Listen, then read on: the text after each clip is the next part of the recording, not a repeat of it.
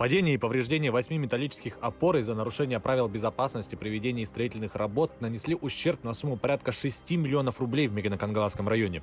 По информации Следственного комитета, в январе 2018 года между Якутскэнерго и обществом с ограниченной ответственностью был заключен договор на выполнение строительно-монтажных работ.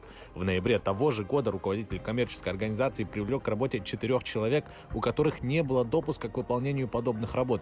Он не ознакомил работников с порядком производства, а также не остановил работы в свое отсутствие. Во время демонтажа проводов произошло падение и повреждение 8 металлических опор. Генеральный директор предприятия предстанет перед судом. Также для возмещения ущерба на имущество обвиняемого наложен арест. 51-летний мужчина подозревается в краже из магазина цифровой техники в Якутске. Подозреваемый под видом покупателя зашел в торговую точку. Когда продавец отвлекся, злоумышленник похитил из торгового зала электролобзик и сбежал. Заметив кражу товара, сотрудники магазина сразу обратились в полицию. Подозреваемого быстро установили, но похищенное имущество мужчина успел продать неизвестному. По его словам, вырученные деньги он потратил на алкоголь. В его отношении возбуждено уголовное дело, ему грозит до 2 лет лишения свободы. Полицейскими раскрыта кража денег с банковской карты. Подозреваемым оказался безработный 27-летний ранее неоднократно судимый уроженец Усть-Алданского района. Как оказалось, потерпевший познакомился с подозреваемым на улице, и мужчины выпили. Между ними произошла ссора, в ходе которой у потерпевшего выпал телефон, чего он не заметил. Это увидел подозреваемый, поднял смартфон и с помощью услуги «Мобильный банк» перевел себе деньги своего нового знакомого. За кражу мужчине грозит до 6 лет в тюрьме.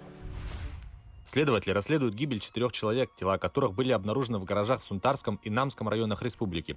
Погибшие были найдены 1 ноября. По предварительным данным, смерть наступила вследствие воздействия угарного газа от работающих двигателей автомобилей. По информации Следственного комитета, в Сунтарском районе обнаружены тела супругов, мужчины 1984 и женщины 1990 годов рождения. В Намском районе при аналогичных обстоятельствах в салоне автомобиля Toyota Ipsum обнаружены тела 2 женщин 1969 и 1976 годов рождения. По результатам проверок будут приняты процессуальные решения.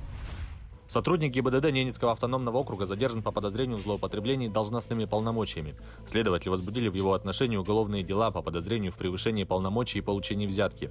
По версии следствия, подозреваемый во время дежурств неоднократно получал взятки за то, что не составлял протокола об административных правонарушениях.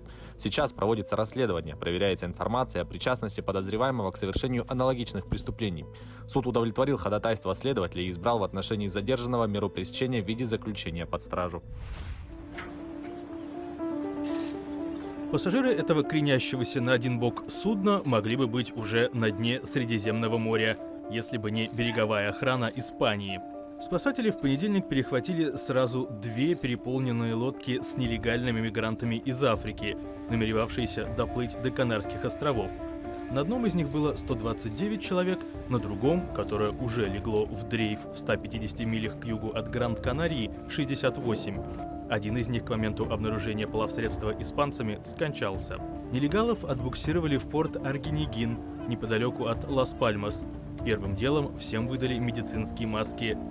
В ближайшее время их поместят в центр временного содержания, где будет решен вопрос их будущего. Поток мигрантов, пытающихся достичь Канарских островов, с начала года вырос почти на 700%. С января берега достигли более 8 тысяч человек.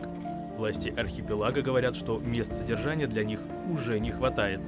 Но Мадрид никакого решения проблемы пока предложить не смог.